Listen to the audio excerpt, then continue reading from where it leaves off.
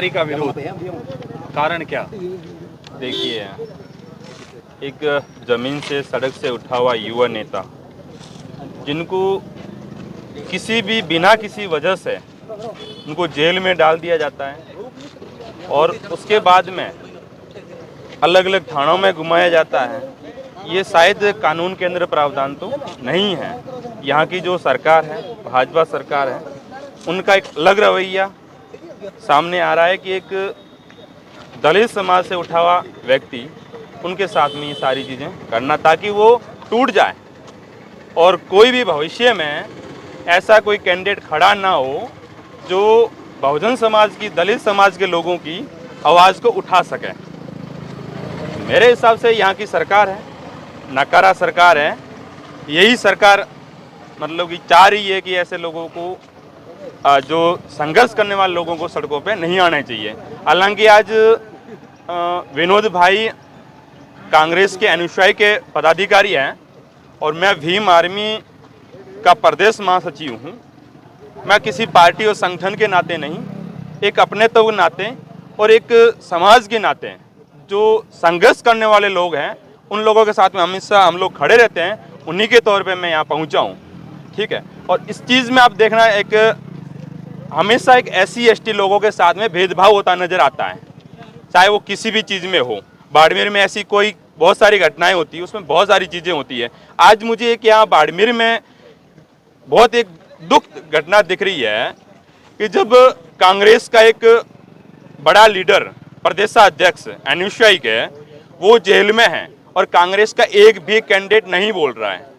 जिस जिले में सांसद कांग्रेस का, विधायक यहाँ के कांग्रेस के बन रहे हैं, वहाँ पे अगर नहीं बोल रहे हैं तो ये मेरे हिसाब से लग रहे हैं कि ये कांग्रेस ही जातिवाद करना चाह रही है।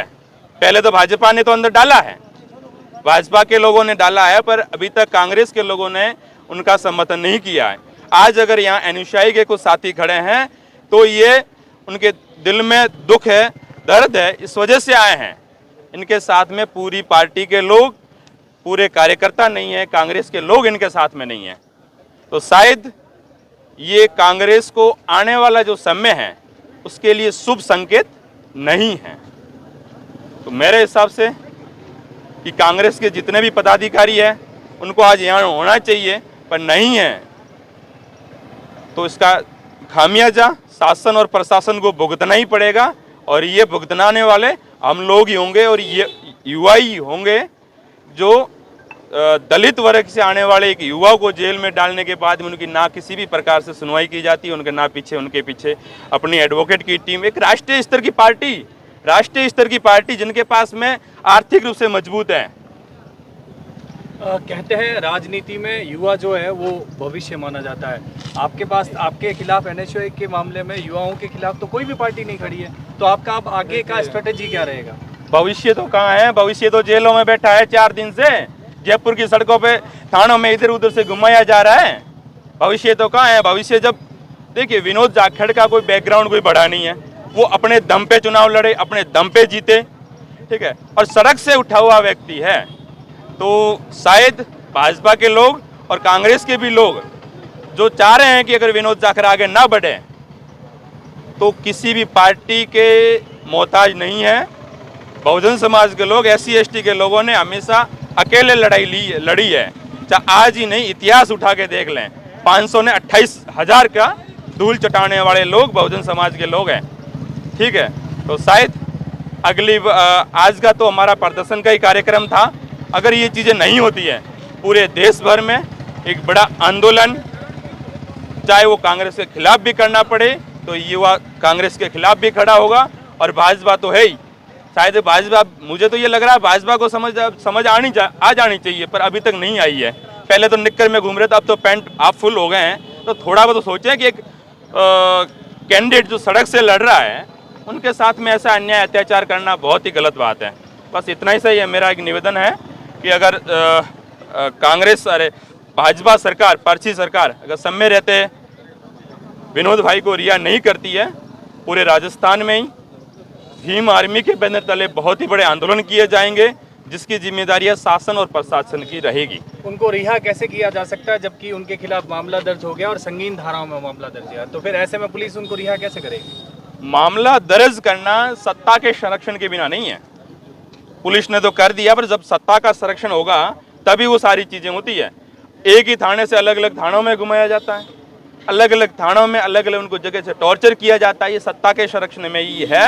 अगर सत्ता के लोग चाहते हैं कि विनोद भाई को रिहा कर दिया जाए और उन्होंने कोई गलती नहीं की है तो शायद उनके एफआईआर दर्ज नहीं होती। हमारे जिलाध्यक्ष एनयूसीआई के जिलाध्यक्ष है बाड़मेर के भूपेंद्र जी, वो भी वहाँ मौजूद हैं। अगर किसी व्यक्ति ने, आंदोलनकारी ने प्रशासन की गाड़ी के हाथ लगा दिया तो उनके ऊपर एफआईआर दर्ज होती है, राजकार्य कार्य का मुकदमा दर्ज होता है। फिर हमारे जिला अध्यक्ष की गाड़ी पुलिस प्रशासन ने तोड़ी, जो वीडियो में दिख रहा है। फिर प्रशासन के ऊपर मुकदमा तो दर्ज नहीं किया, उन्होंने खुद ने तो मुकदमा दर्ज नहीं किया। क्यों? क्योंकि सत्ता के संरक्षण है। बाड़मेर में ऐसी और घटनाएं हुई थी, उसमें भी मुकदमा दर्ज नहीं होता। रामूरा मेघवाल प्रकरण हुआ था, उसके अंदर प्रशासन ने अपने डिप्टी साहब के ऊपर कार्रवाई नहीं किया मुकदमा।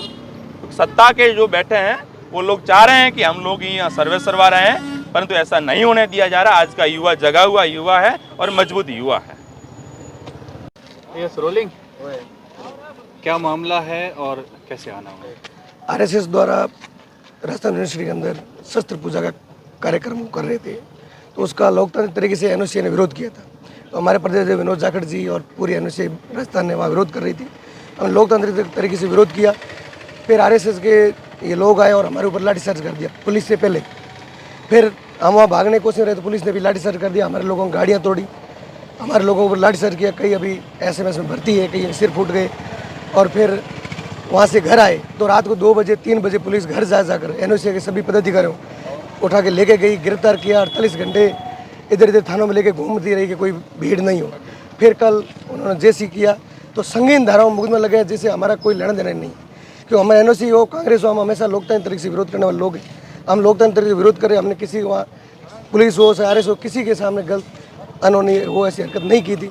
फिर भी हमारे ऊपर ऐसी धाराओं में हमारे प्रदेश अध्यक्ष हो, हमारे प्रदेश की पूरी बॉडी के ऊपर और एनओसी के कई जिलाध्यक्ष हैं उनके ऊपर संगीन धाराओं में मुकदमे लगे हैं, जो राजद्रोह ऐसे बड़े बड़े मुकदमे, और फिर जेसी कर दिया। अभी तक रिहा नहीं किया गया, इसलिए हमने आज मुख्यमंत्री का पुतला दहन किया है। एनएसयूआई कांग्रेस का घटक है, कांग्रेस का कोई पदाधिकारी यहाँ पे नज़र नहीं आ रहा है, उसका क्या कारण समझते हैं? पदाधिकारी थे आज तक हमारे नेता प्रतिपक्ष है रामेश्वर जी डूडी, तो उनका निधन हो गया तो वहाँ गए हैं और इसलिए बाड़मेर में नहीं पहुँच पाए। नहीं, ऐसा नहीं है कि सारे के सारे गए होंगे। कांग्रेस का कोई पदाधिकारी यहाँ नज़र क्यों नहीं आ रहा है? क्या कारण मानते हैं आप? अब कारण तो वो तो उनको ही पता होगा। हम तो एनओसी कांग्रेस के अग्रिम संगठन है, हमने तो सभी को कॉल किए थे, कोई कारणवश नहीं आए होंगे। कोई रामेश्वर जी गए, उनका पर्सनल कारण क्या हो सकता है, इसका जवाब वही दे सकते हैं। अब आगे क्या रणनीति रहेगी? विरोध चल रहा है लेकिन पुलिस रिहा नहीं कर रही है, उनको जेसी कर दिया गया।